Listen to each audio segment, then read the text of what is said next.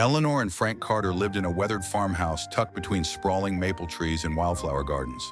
Their home, with its faded red bricks and creaky wooden porch, radiated a kind of warmth money couldn't buy. The kind built through decades of love, patience, and shared dreams. Sunlight streamed through the kitchen windows that morning, casting golden patterns across the oak table. Eleanor, her silver-streaked hair twisted neatly into a bun, poured steaming coffee into Frank's favorite chipped mug. She wore a simple cream sweater, well-loved and soft at the edges. Frank, at 60 years old, sat at the table wearing his worn jeans and a plaid shirt, his reading glasses perched on his nose. His weathered hands, calloused from years of woodworking and farming, gently slid a small wooden box across the table toward his wife.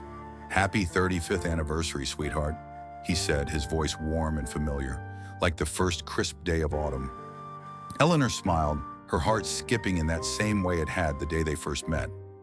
She opened the box to find a delicate wooden brooch, carved in the shape of intertwined maple leaves. Her fingers brushed over the smooth lines of the craftsmanship, her eyes misting over. "You made this?" she asked, her voice catching slightly. Frank shrugged, his ears coloring faintly. "Spent the last month working on it out in the shed. Thought it might go well with your Sunday dress." Eleanor pinned it proudly onto her sweater, a soft laugh bubbling from her throat. "It's beautiful, Frank. Absolutely beautiful." Most people who passed Eleanor and Frank Carter on the street would never guess that they were among the wealthiest couples in the state.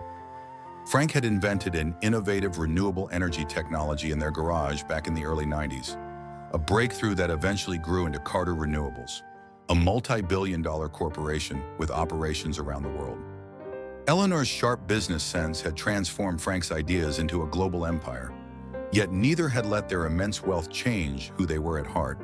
They still drove their battered Chevrolet Silverado, still lived in the modest farmhouse where they'd raised their children, still wore comfortable clothes and shopped at the local grocery store. Extravagance had never appealed to them. Simple joys, a homemade gift, a sunny morning, a conversation over coffee, meant far more. Taking a sip of her coffee, Eleanor leaned back in her chair. "Can you believe it? Emily's graduating college next weekend." Frank's eyes crinkled with pride. "Our little girl. Seems like just yesterday she was running barefoot through these fields. We need to get her something special," Eleanor mused, her eyes thoughtful. Frank nodded, pulling something from the front pocket of his jeans. It was an old gold pocket watch, dulled with time, its chain slightly tarnished, but still intact. "She always loved this," Eleanor said, smiling at the memory of a young Emily sitting on her grandfather's knee, fascinated by the tiny ticking machine.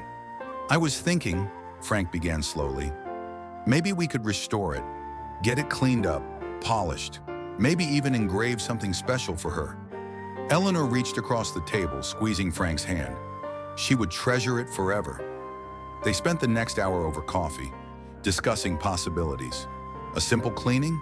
A full restoration? A tiny diamond embedded on the lid? Perhaps an engraving? Dream big, stay humble. Frank recalled a jewelry store in the city that specialized in vintage restorations. Beaumont Jewelers, a name he had seen advertised in the newspaper, boasting the finest craftsmanship and exclusive custom work. "They're supposed to be the best," Frank said. Eleanor smiled. "Perfect. After all, Emily deserves the best." They finished their breakfast, tidying up the kitchen before getting ready for their outing. Eleanor changed into her favorite navy blue jacket and a pair of khaki slacks, slipping on her comfortable leather flats. Frank, true to form, wore his old jeans, work boots, and a battered leather jacket. Standing before the hallway mirror, Eleanor adjusted the new brooch Frank had given her. It shone modestly in the morning light. Simple, handmade, and utterly priceless. "You look as beautiful as the day I met you," Frank said, grinning.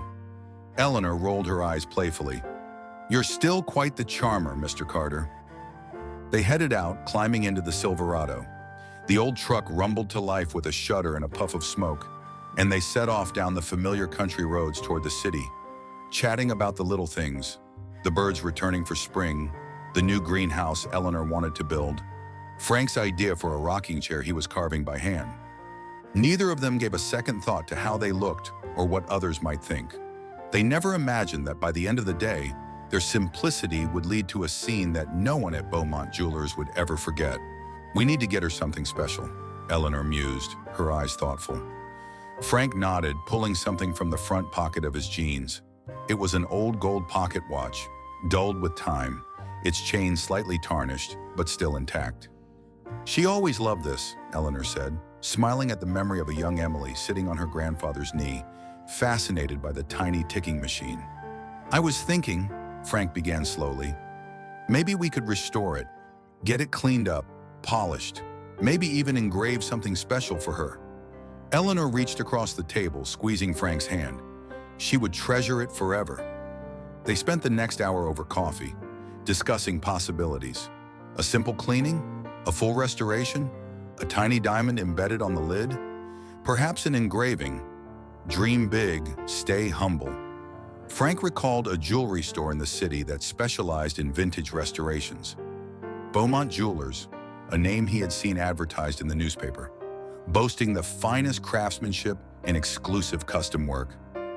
"They're supposed to be the best," Frank said. Eleanor smiled. "Perfect. After all, Emily deserves the best." They finished their breakfast, tidying up the kitchen before getting ready for their outing. Eleanor changed into her favorite navy blue jacket and a pair of khaki slacks, slipping on her comfortable leather flats. Frank, true to form, wore his old jeans, work boots, and a battered leather jacket. Standing before the hallway mirror, Eleanor adjusted the new brooch Frank had given her. It shone modestly in the morning light. Simple, handmade, and utterly priceless. "You look as beautiful as the day I met you," Frank said, grinning. Eleanor rolled her eyes playfully. "You're still quite the charmer, Mr. Carter." They headed out, climbing into the Silverado. The old truck rumbled to life with a shudder and a puff of smoke, and they set off down the familiar country roads toward the city, chatting about the little things, the birds returning for spring, the new greenhouse Eleanor wanted to build, Frank's idea for a rocking chair he was carving by hand. Neither of them gave a second thought to how they looked or what others might think. They never imagined that by the end of the day, their simplicity would lead to a scene that no one at Beaumont Jewelers would ever forget. "Yes," Eleanor said, "we'd like to restore this watch for our granddaughter's graduation." Frank pulled out the old gold pocket watch, its surface dulled but still beautiful beneath the wear of time, and placed it carefully on the counter. Clifford glanced at it briefly, far too briefly for any real appreciation, before offering another tight smile. "I see. And may I ask what sort of budget you were anticipating for this project?" Eleanor and Frank exchanged a glance, one of those silent conversations only shared by people who have spent a lifetime together. "We haven't set a specific limit," Eleanor said simply. "We want it done properly, whatever it costs to make it special." Clifford's smile thinned ever so slightly. "Our restoration team specializes in work that commands a significant investment," he said, his voice dipped in something between warning and condescension. "We want to ensure our clients are fully aware of the premium nature of our services." Frank nodded, completely unbothered. "Of course, that's why we came here." Around them, the subtle sounds of the store, quiet footsteps, murmured conversations, the clink of glass, seemed to hush slightly as a few nearby customers turned their attention toward the unfolding interaction. Clifford's eyes narrowed ever so slightly, assessing. Then he glanced over his shoulder and gave a slight nod to one of his associates, a young woman named Vanessa, whose posture visibly stiffened when she saw who she was expected to assist. "If you'll follow Vanessa," Clifford said smoothly, "she can show you some of our entry-level restoration examples." Entry-level. The word hung in the air like a sour note, but Eleanor and Frank merely smiled and followed Vanessa as she led them toward a far corner of the store, near a modest display case mostly overlooked by the other clientele. "This area showcases our more accessible pieces," Vanessa said, emphasizing the word accessible just a little too much. Frank examined the displayed watches with a keen eye, asking thoughtful questions about the craftsmanship and restoration techniques. Questions that Vanessa struggled to answer with more than superficial sales language. Meanwhile, Eleanor's gaze drifted to the far side of the store, where a roped-off section gleamed with the truly exquisite pieces. Diamond-encrusted timepieces, watches adorned with rare stones and intricate custom engravings. "Do you offer custom gemstone settings as part of your restoration services?" Eleanor asked casually. Vanessa stiffened. "Those options are available only in our premium collection," she said, voice clipped. "Could we see them?" Eleanor asked, her tone polite but firm. Vanessa hesitated, darting a glance toward Clifford. He gave a barely perceptible shake of his head. "I'm afraid the premium collection is available by appointment only," Vanessa said carefully, "and generally only to pre-qualified buyers." "Pre-qualified?" Frank repeated, raising an eyebrow. Vanessa shifted uncomfortably. "Yes, to ensure serious interest. It's store policy." The implication was clear. They had already been judged and found unworthy. Frank remained calm, his fingers gently tracing the surface of the pocket watch he still held in his palm. Eleanor stood beside him, her posture straight and composed, but her eyes had sharpened ever so slightly. "I see," Frank said mildly. "Well, we're not in any rush. If the work is worth doing, it's worth waiting for." Vanessa offered a brittle smile, the kind that didn't quite reach her eyes. "Even so," she said, "the premium collection requires a deposit, a substantial one, typically a $5,000 non-refundable fee just to initiate the consultation." Frank raised an eyebrow. "$5,000 just for an assessment? Quality assurance?" Vanessa replied, parroting what she had no doubt been trained to say. "It ensures our artisans' time is reserved for serious clients." Eleanor tilted her head slightly, her voice still soft, but carrying an unmistakable edge. "Is that policy posted somewhere?" "I don't recall seeing any mention of it." Vanessa flushed slightly. "It's standard practice for clients operating at this level." From across the store, Clifford Sutton approached again, sensing that Vanessa was struggling. His stride was smooth and confident, his hands clasped neatly behind his back. "Is there a problem here?" he asked, tone oozing feigned concern. "No problem," Frank said, his voice friendly but firm. "We're simply trying to understand your policies." Clifford's smile thinned again. "Our policies are in place to protect the experience of all our guests," he said pointedly. "And frankly, we find that clients who appreciate our offerings come prepared for a significant investment." A ripple of whispers moved through the store. At least half a dozen customers had abandoned their browsing to subtly observe the scene unfolding. A woman in a silk scarf murmured something to her husband, who snickered.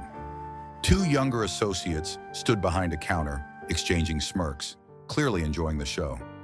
Eleanor could feel the sting of judgment prickling against her skin, but she refused to give them the satisfaction of seeing it show.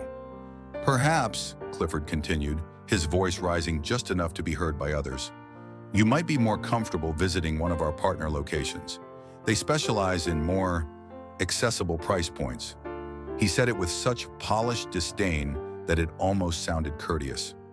Frank's hand found Eleanor's, squeezing gently. They had encountered prejudice before, in subtler forms, but rarely so blatantly and certainly not so publicly. "We're simply looking to have a family heirloom restored," Frank said, his voice even. "We weren't expecting to be evaluated."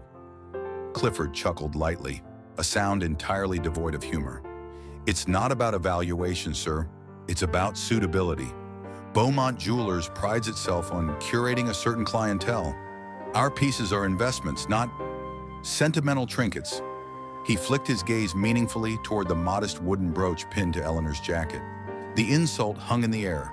From behind one of the nearby counters, an associate openly covered her mouth to hide a laugh. The security guard edged closer, sensing the moment was approaching when he might be needed. Frank's jaw tightened, the first outward sign of anger, but Eleanor placed a calming hand on his arm. "We understand," Eleanor said quietly, "and if you're not interested in working with us, you only had to say so." Clifford smiled, baring teeth rather than warmth. "It's not that we're uninterested, it's that we maintain certain standards."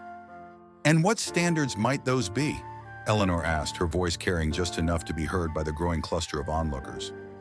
Clifford didn't answer directly. Instead, he turned to the security guard and said in a voice dripping with condescension, Please assist these individuals in finding the exit. Gasps rippled through the room. The security guard approached. Sir, ma'am, if you'll come with me, please. Frank opened his mouth to protest, but Eleanor gently tugged his hand. She stood tall, her dignity intact, though her cheeks burned with humiliation. Very well, she said, her voice steady. They turned toward the door, the eyes of the store following them. Some amused, some merely curious, and a very few looking faintly uncomfortable. Clifford followed a few steps behind, almost smug in his triumph. As they reached the threshold, he couldn't resist one final parting shot. You might try the outlet mall, he said loudly enough for half the showroom to hear. I hear there's a lovely costume jewelry sale this weekend. Laughter bubbled from several corners of the store. The security guard held the door open with exaggerated politeness. Eleanor paused at the threshold. She turned, her expression not angry, but pitying. You've made a mistake today, she said softly to Clifford, her voice filled with something deeper than anger, disappointment. Clifford chuckled under his breath. I think the only mistake was letting you through the door in the first place. Eleanor didn't respond. She simply turned and stepped into the bright afternoon sun, Frank close behind her. The door swung shut behind them with a heavy thud. For a moment, they stood silently on the sidewalk, the distant hum of traffic filling the space between them. Frank's arm slipped around Eleanor's shoulders. I'm sorry, sweetheart, he said, his voice tight. We shouldn't have come here. But Eleanor wasn't looking upset. She was smiling, a small, knowing smile that Frank recognized all too well. No, she said calmly, reaching into her handbag. I think we're exactly where we need to be. She pulled out her phone and tapped a single button. The call was answered almost immediately. James, it's Eleanor Carter. Yes, at Beaumont Jewelers. Could you come by? Bring Edward with the papers. She ended the call and tucked the phone away. Frank looked at her with a bemused smile. Are you sure about this? 35 years together, and you still ask me that? Eleanor teased, her eyes sparkling. Frank laughed quietly. They sat down on a nearby bench, positioned perfectly to watch the front doors of Beaumont Jewelers. Inside, Clifford and the staff resumed their work, regaling each other with embellished versions of the encounter, laughing and shaking their heads at those people who had dared enter a place so clearly out of their league. They had no idea that the real show was just about to begin. Inside Beaumont Jewelers, the laughter continued. Clifford stood near the main counter, mimicking Frank's slow drawl for the amusement of two young associates, while Vanessa hovered nearby, looking slightly uneasy. I mean, really, Clifford chuckled, adjusting his cufflinks dramatically. They probably saved up for months just to walk through our doors. Vanessa forced a small laugh, but glanced nervously toward the front windows. Something about how Eleanor had walked away, proud, composed, unsettled her in a way she couldn't quite explain. Before she could dwell on it further, a sharp movement outside caught her eye. A sleek, black Bentley pulled up to the curb with a whisper of polished tires. The uniformed driver stepped out and quickly opened the rear passenger door. From the back of the Bentley emerged two men, one older, distinguished, in a custom navy suit that radiated authority, and the other younger, carrying a slim leather portfolio. Their bearing wasn't flashy, but it exuded an unmistakable power, quiet, certain, and absolute.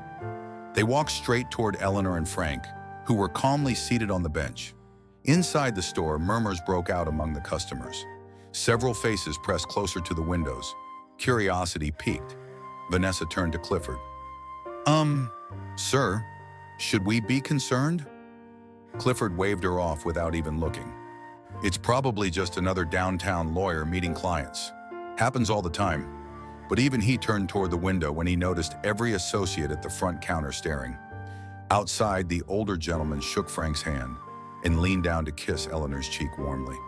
The younger man opened the portfolio, presenting several documents that Eleanor and Frank reviewed carefully before signing. The scene was calm, professional, and deeply confusing for those inside Beaumont Jewelers. Who are they talking to? A woman in pearls asked, clutching her designer handbag a little tighter. Before anyone could answer, a second luxury car appeared, a gleaming Rolls-Royce with tinted windows. It rolled to a silent stop at the curb. The chauffeur leapt from the front seat and opened the door with a flourish. From inside emerged a man in his 70s, impeccably dressed in a dark gray suit, a silk tie perfectly knotted at his throat. He stood for a moment, surveying the scene with a commanding air. Clifford's smug smile faltered. Recognition dawned slowly, terribly. The man exiting the Rolls-Royce was none other than Charles Beaumont, founder and CEO of Beaumont Jewelers, the very name stitched into the hearts of luxury buyers across the country. Clifford's mouth went dry. That's Mr. Beaumont, he croaked. What's he doing here? Vanessa whispered, panic rising in her voice. No one answered. Every staff member froze as Charles Beaumont crossed the sidewalk toward Eleanor and Frank, arms outstretched, his face breaking into a broad, genuine smile. Eleanor! Frank! Charles called warmly. What an absolute delight to see you both. He embraced them like old friends. Not mere acquaintances, not even valued clients, but as people he truly cherished. Inside the store, a stunned silence settled over everyone. Charles exchanged a few more words with Eleanor and Frank, then turned toward the storefront, his face darkening visibly. He said something to James, the older man from the Bentley, who nodded, looking grim. The younger assistant tucked the signed documents back into the portfolio with a snap. And then, with purposeful strides, Charles Beaumont, James, Edward, Eleanor, and Frank walked together toward the entrance of Beaumont Jewelers. The heavy glass doors swung open. The security guard who had so eagerly escorted Eleanor and Frank out earlier now held the door wide with a look of terror on his face. Inside, Clifford straightened his jacket and tried to summon a smile, but it faltered under Charles's withering glare. The moment they stepped inside, Charles's voice cut across the frozen room like a whip. Mr. Sutton, he said, his voice low and dangerous, we need to have a conversation. The color drained from Clifford's face. Charles Beaumont's reputation was legendary, brilliant, fair, but utterly ruthless when it came to upholding the values he had built his empire upon. He now approached Clifford with a deliberate calm that was far more frightening than anger. You insulted two of the finest people I've ever had the privilege of knowing, Charles said. You humiliated them. You judged them. You treated them with disdain, all because you couldn't look past a jacket and a pair of boots. Clifford opened his mouth to protest, but Charles cut him off with a sharp gesture. Do you have any idea who Eleanor and Frank Carter are? Around the room, people leaned forward, desperate to hear. Clifford swallowed hard, a bead of sweat forming at his temple. No, sir, he stammered. James Thornton, the older man from the Bentley, stepped forward and adjusted his glasses. Eleanor and Frank Carter, he said clearly, are the founders of Carter Renewables. Their company is currently valued at approximately $82 billion. A collective gasp rippled through the store. A champagne flute somewhere slipped from someone's hand and shattered on the marble floor, the sound loud in the stunned silence. Clifford looked as though he might faint. Vanessa, standing a few feet away, covered her mouth with her hand, her eyes wide with horror. Charles stepped closer to Clifford. You judge billionaires by their boots, he said coldly. And worse, you treated them as if their worth was tied to a price tag. He turned and addressed the entire store, raising his voice slightly. Let this be a lesson to every single person here. At Beaumont Jewelers, we do not treat anyone differently because of how they look. Respect is not a luxury, it is a basic expectation. The staff shifted uncomfortably under his gaze. Charles turned back to Eleanor and Frank, his expression softening. My dear friends, he said warmly, please accept my sincerest apologies. Eleanor smiled graciously. We understand, Charles. Mistakes happen. Frank chuckled lightly. We just wanted to fix a watch after all. Charles laughed, genuine and deep. Well, we'll do much more than that now. He signaled to his master jeweler personally. As for this store's management, Charles added, glancing pointedly at Clifford, some immediate changes will be made. Clifford wilted visibly, knowing what was coming. The atmosphere inside Beaumont Jewelers had shifted completely. Gone was the air of smug superiority. In its place was something raw, shame, awe, and an overwhelming sense that they were witnessing something they would never forget. Charles Beaumont personally led Eleanor and Frank to a private consultation room lined with velvet chairs and polished mahogany tables. James and Edward followed, the younger assistant still clutching the important documents. Once seated, Charles leaned forward, his tone low and earnest. "I can't express how sorry I am for what you experienced today," he said. "You should have been welcomed with respect, the way we promise every client should be." Eleanor reached across the table and squeezed Charles's hand. "Charles," she said softly, "what matters isn't a mistake. It's what we do after one's made." Charles nodded, visibly moved. James cleared his throat politely and held out the leather portfolio. "Mrs. Carter, Mr. Carter, the documents you signed earlier," he said. "Would you like me to finalize the announcement?" Eleanor smiled warmly. "Please do." James pulled out a sleek silver laptop and began typing swiftly. Charles looked puzzled. "Announcement?" he asked. Eleanor laughed gently. "It was supposed to be a quiet gift, a small surprise after our errands today." She turned to Frank, her eyes twinkling. "But after today, perhaps a little publicity might not hurt." Frank chuckled. "Might be good for a few lessons in humility around here." Charles leaned back, clearly curious. James finished typing and swiveled the laptop around for everyone to see. There, drafted and ready to go live, was a press release. Carter family donates $50 million to build new children's wing at St. Jude Medical Center. The new Carter Pediatric Wing will support underprivileged families and provide state-of-the-art care to thousands of children annually. Charles read it twice, then looked up, speechless. "You did this today?" he asked, his voice rough with emotion. "We were on our way to the bank when we thought we'd stop in and take care of a graduation gift first," Eleanor said simply. "We never expected to find all of this." Charles shook his head, his eyes bright. "You are two of the finest people I've ever had the honor to know." Meanwhile, out on the main floor, word had spread fast. Customers and employees alike had heard the whispers. The plain-dressed couple thrown out just an hour ago were billionaires and philanthropists. Vanessa stood frozen behind the counter, her hands trembling slightly. Clifford had retreated to a back office under the withering gaze of Charles's second-in-command. Some of the staff, the better ones, looked ashamed. Others simply looked scared, wondering if their jobs were about to vanish like smoke. After a few moments, Charles stood and motioned for Eleanor and Frank to follow him back into the main showroom. As they stepped through the doors, the room fell into immediate, almost reverent silence. Charles addressed the assembled staff and clients, his voice clear and firm. "Today, we were given a powerful reminder," he said. "True wealth isn't displayed in clothing or cars or jewelry.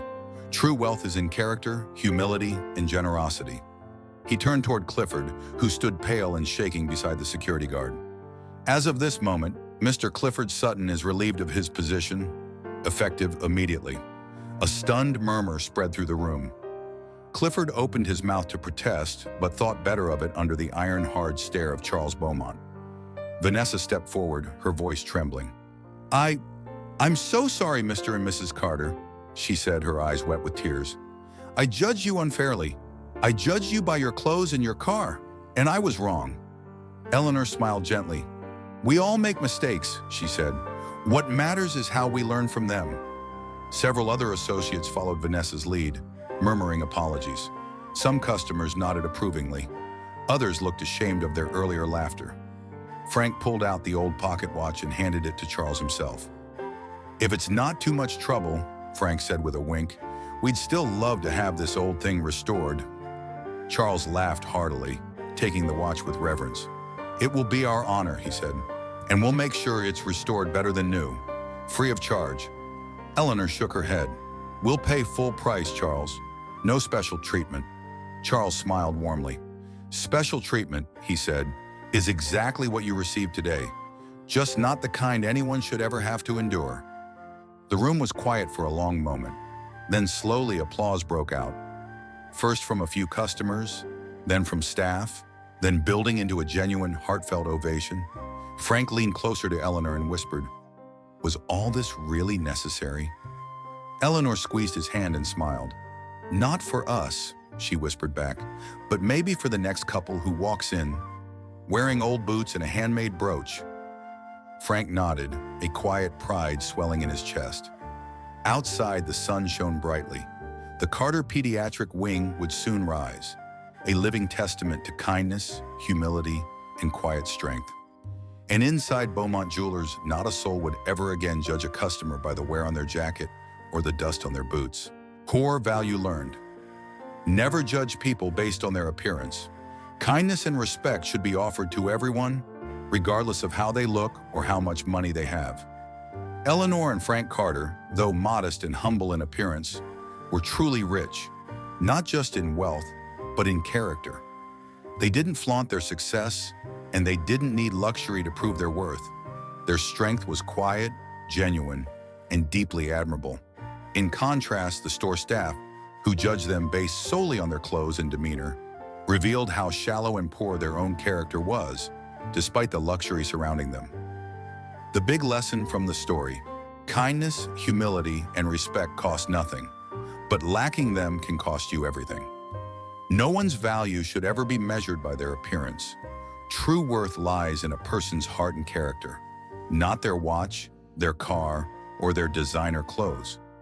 How we treat others, especially those we think are unimportant, reveals who we truly are.